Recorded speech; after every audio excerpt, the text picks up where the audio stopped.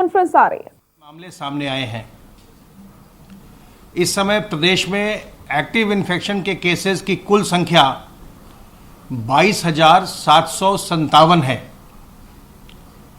जो व्यक्ति संक्रमित होने के पश्चात उपचारित होकर डिस्चार्ज किए जा चुके हैं, उनकी संख्या इस समय 4,88,911 है। प्रदेश में रिकवरी का प्रतिशत इस समय 94.18% है, 94.18%। संक्रमित लोगों में से कुल 7,480 लोगों की मृत्यु हुई है। कल प्रदेश में 1,43,461 सैंपल्स की जांच की गई और त्योहारों के समय जो हमने देखा था कि सैंपल के टेस्टिंग की संख्या में थोड़ी सी कमी आ गई थी, वो अब मेकअप हो गई है। कल हम 1,43,461 सैंपल पर पहुंच गए और अब इसके पश्चात बहुत शीघ्र हम 1.5 लाख को फिर से हम क्रॉस कर लेंगे। सैंपलिंग हमारे जो संक्रमण को नियंत्रित करने की जो स्ट्रैटेजी है, उसका एक बहुत ही महत्वपूर्ण हिस्सा है। सैंपलिंग और टेस्टिंग जैसे कॉन्टैक्ट ट्रेसिंग और सर्वेलेंस हमारा एक बहुत बड़ा स्ट्रैटेजी का हिस्सा है, जो हम संक्रमण को प्रदेश में नियंत्रित रखते हैं। उसी प्रकार से सैंपलिंग और टेस्टिंग भी एक बहुत बड़ा हमारा तरीका है संक्रमण को नियंत्रित रखने का। और इसीलिए प्रदेश हमेशा 1.5 लाख से या उससे भी ज़्यादा टेस्टिंग प्रतिदिन करने के लक्ष्य को मेंटेन किए हुए हैं। अब तक प्रदेश में कुल मिलाकर के 1,74,74,973 सैंपल्स की जांच की जा चुकी है और आरटीपीसीआर के सैंपल्स के लिए कल जिलों से प्रयोगशालाओं को 63,000 से ज़्यादा सैंपल्स भेजे गए। जो हमारे कुल एक्टिव केसेस हैं 22,757, इनमें से 10,381 इस समय होम आइसोलेशन में हैं और अब तक 2,95,770 लोगों ने संक्रमण के पश्चात होम आइसोलेशन के विकल्प को चुना है और उनमें से 2,85,389 अपने होम आइसोलेशन की अवधि पूर्ण कर चुके हैं, संक्रमण से मुक्त भी हो चुके हैं। अगर आप लक्षण विहीन हैं और आपको संक्रमण आता है और आपके घर में ऐसी व्यवस्था है कि आप अपने परिवारीजनों से, परिवार के सदस्यों से बिल्कुल अलग रह सकते हैं, अलग कमरा आपके पास, अलग शौचालय है, तो होम आइसोलेशन भी एक आपके लिए उपयुक्त विकल्प है।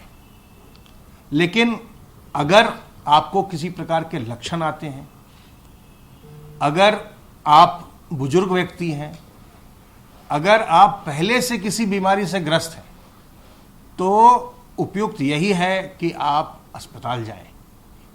कोविड अस्पताल पूरे प्रदेश में मौजूद हैं और 1.5 लाख से अधिक निःशुल्क बेड प्रदेश में उपलब्ध हैं।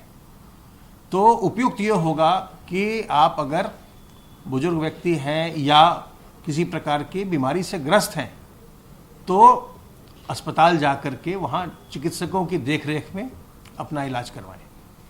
और अगर आपके घर में, अगर आप मान लीजिए बुजुर्ग नहीं भी हैं, अगर आप पहले से बीमार नहीं भी हैं, लेकिन घर में आपके ऐसी व्यवस्था नहीं है कि आप सभी लोगों से बिल्कुल अलग रह सकें, तो भी अस्पताल जाकर के आइसोलेट होना अच्छा है, ताकि आपके जो घर के सदस्य हैं, आपके परिवारीजन हैं, वो किसी भी प्रकार से संक्रमित न हो।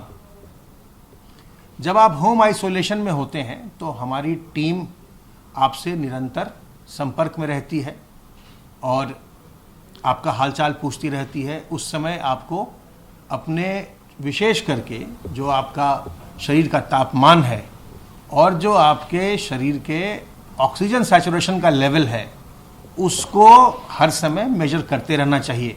हर 6 घंटे में एक बार कर लें।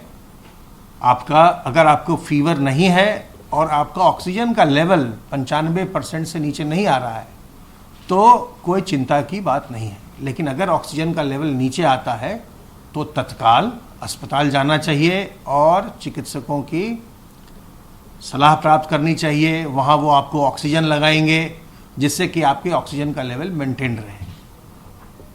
जो लोग, चूंकि आप जानते हैं कि ये बीमारी जो है ये फेफड़े पर वार करती है, तो जो लोग धूम्रपान करते हैं उनके लिए ये बीमारी बहुत ज़्यादा कष्टकारक है। तो जो लोग धूम्रपान करते हैं उनको चाहिए कि वो यथासंभव इस आदत को इस समय छोड़े रखें, कम से कम धूम्रपान करें, न करें तो उनके स्वास्थ्य के लिए बहुत अच्छा रहेगा। निजी चिकित्सालयों में इस समय 2147 लोग अपना इलाज करवा रहे हैं। कल ई संजीवनी पोर्टल पर घर बैठे 1768 लोगों ने चिकित्सकों की राय प्राप्त की और अब तक ई संजीवनी पोर्टल पर 2,17,598 लोग डॉक्टरों की राय घर बैठे प्राप्त कर चुके हैं। जिन लोगों ने ई संजीवनी से पोर्टल का उपयोग किया है और चिकित्सकों की सलाह घर बैठे प्राप्त की है वो अत्यंत समझदार और बुद्धिमान लोग हैं। और जब घर बैठे आपको ये सुविधा उपलब्ध है तो आपको बाहर निकलने की आवश्यकता नहीं होनी चाहिए। अभी जो समय है जिसमें कि आप देख रहे हैं कि कई जगह बहुत ज़्यादा संक्रमण हो रहा है, यूरोप के कई देशों में फिर से लॉकडाउन लगाना पड़ गया है जहां इतने ज़्यादा केसेस आ रहे हैं। और उसी प्रकार हमारे बगल में जो प्रांत स्थित है दिल्ली, उसमें इतने अधिक केसेस आ रहे हैं कि वहां के हेल्थ सिस्टम के लिए भी एक चैलेंज खड़ा हो गया है।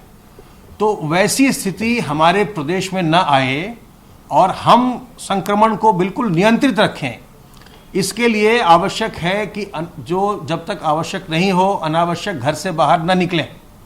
जिनको आवश्यक है, आपको दफ्तर जाना है, बाजार जाना है, बहुत आवश्यक है तो अलग बात है। अगर आवश्यक नहीं है तो घर से बाहर न निकलिए। दूसरी बात यह कि जो इससे बचने के तरीके हैं वो बहुत ही कारगर तरीके हैं, उनका उपयोग करिए। अपने हाथ को साबुन पानी से बार बार साफ करते रहिए। अपने मुंह और नाक को मास्क से, रुमाल से, गमछे से, दुपट्टे से ढक कर रखिए और लोगों से 2 गज की दूरी बरकरार रखिए। ये आप लोगों ने प्रदेश में ऐसा किया है, बड़ी भारी संख्या में लोगों ने ऐसा इसका पालन किया है और यही कारण है कि इतने बड़े प्रदेश में अभी भी हम जो पॉजिटिविटी का लेवल है उसको हम 5% से कम पर बरकरार रख सकें, मेंटेन कर सकें। अगर आप इन सावधानियों को बरतते रहेंगे, घर से अनावश्यक नहीं निकलेंगे, तो प्रदेश में जो हर जगह लोग चिंतित हैं सेकेंड वेव के बारे में, वो वैसी स्थिति नहीं बनेगी। और वो हमारी आपकी समझदारी से ही ये संभव है कि हम सेकेंड वेव को अपने प्रदेश में न आने दें। सर्वेलेंस के कार्य के अंतर्गत अब तक 1,59,378 इलाकों में 4,57,168 टीम दिवस के माध्यम से प्रदेश के 2,82,75,957 घरों का सर्वेलेंस किया गया है और इसमें रहने वाले लोगों की संख्या 14,19,21,797 है। तो सर्वेलेंस का काम बहुत ही व्यापक स्तर पर निरंतर किया जा रहा है और कोविड के साथ साथ जो नॉन कोविड केयर है उस पर भी हमारा ध्यान निरंतर बना हुआ है। जितने भी अस्पताल हैं सब में ओपीडी की सुविधा उपलब्ध है।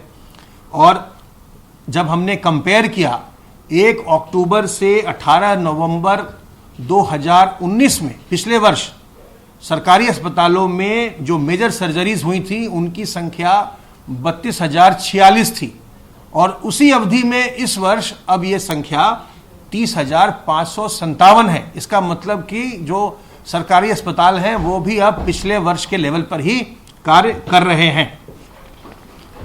एक जो बार बार मैं आपका ध्यान आकृष्ट करता हूं वो ये कि अपने जो बुजुर्ग व्यक्ति हैं, पहले से बीमार व्यक्ति हैं, गर्भवती महिलाएं हैं, बच्चे हैं, इनको संक्रमण से बचाइए।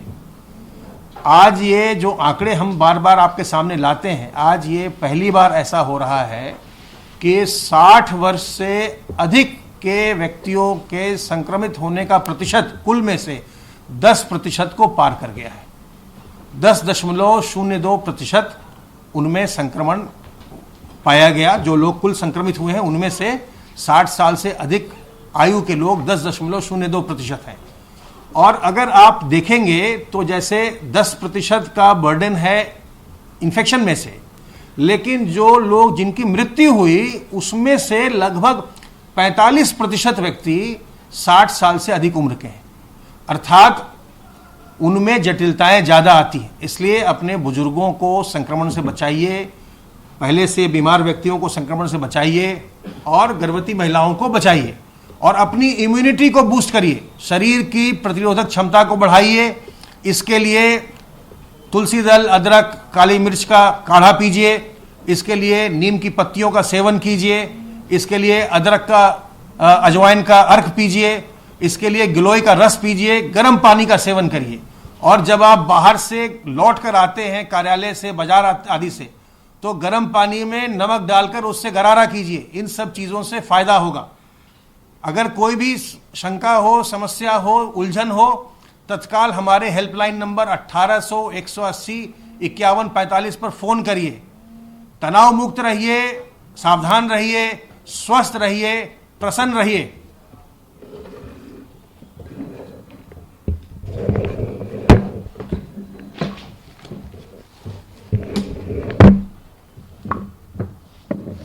जैसा मेरे साथी अपर मुख्य सचिव स्वास्थ्य ने बताया, प्रदेश में संक्रमण नियंत्रण में है, कुछ कम हो रहा है।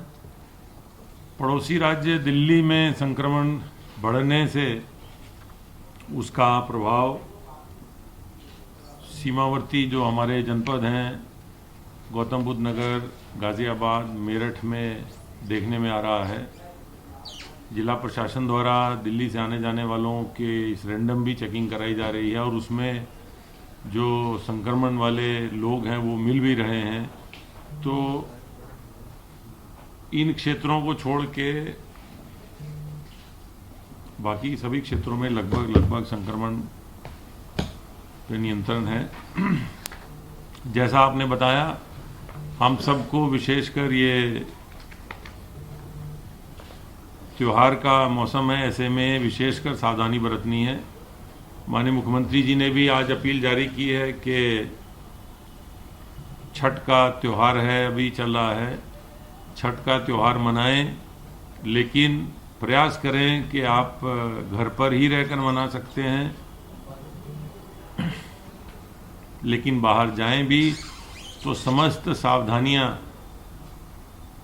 रखें। मास्क का उपयोग करें, हाथ धोते रहें और सामाजिक दूरी रखें, समुचित सामाजिक दूरी रखें।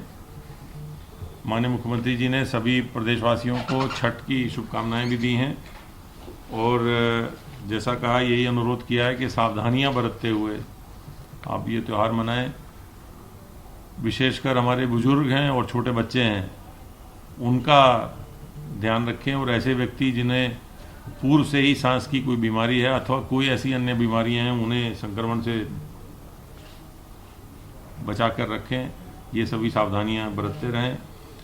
प्रदेश में हॉटस्पॉट में 50 हॉटस्पॉट की कमी आई है, कंटेनमेंट के क्षेत्र भी कम हो रहे हैं। प्रदेश में औद्योगिक गतिविधियां तेजी से चल रही हैं, सभी औद्योगिक इकाइयां अब कार्यरत हैं। औपचारिक सेक्टर में, ऑर्गेनाइज सेक्टर में जो इकाइयां हैं उनमें लगभग 50 लाख से अधिक श्रमिक कार्यरत हैं। आत्मनिर्भर पैकेज में जो पूर्व से प्रचलित जो चल रही थी इकाइयां, उनको कार्यशील पूंजी और अन्य दिक्कतों का सामना करने के लिए विभिन्न बैंकों के सहायता से 4,37,000 इकाइयों को 10,853 करोड़ रुपए का ऋण वितरण कराया गया है। इसी तरह से प्रदेश में रोजगार के नए अवसर पैदा करने के लिए नई इकाइयों को भी, नई एमएसएमई इकाइयों को भी प्रोत्साहित किया जा रहा है। अभी तक इस वर्तमान वित्तीय वर्ष में 6,30,000 नई एमएसएमई इकाइयों को बैंकों के माध्यम से वित्त पोषण हुआ है इसके अलावा स्वयं वित्त पोषित भी बहुत सारी एमएसएमई इकाइयां स्थापित हुई हैं। केवल एमएसएमई इकाइयों के माध्यम से ही लगभग 25 लाख लोगों के लिए रोजगार के अवसर पैदा हुए हैं। शीघ्र ही एक बड़ा ऑनलाइन ऋण मेला भी कराया जाएगा। प्रदेश सरकार विभिन्न क्षेत्रों में प्रत्यक्ष और अप्रत्यक्ष रूप से रोजगार के अधिक से अधिक अवसर पैदा करने के लिए कृतसंकल्प है और ये प्रयास कर रही है। माननीय उच्चतम न्यायालय ने शिक्षकों की भर्ती का रास्ता साफ किया है। शीघ्र ही मुख्यमंत्री जी ने निर्देश दिए हैं कि शीघ्र ही उनके नियुक्ति पत्र संबंधी प्रक्रियाएं पूरी की जाएं। इसके अलावा अन्य जो हमारे आयोग हैं उनके भी साथ बैठक करके उन्हें निर्देशित किया गया है कि जो रिक्तियां हैं उन्हें तत्काल भरने की व्यवस्था करें, प्रोसेस तेजी से चालू करें।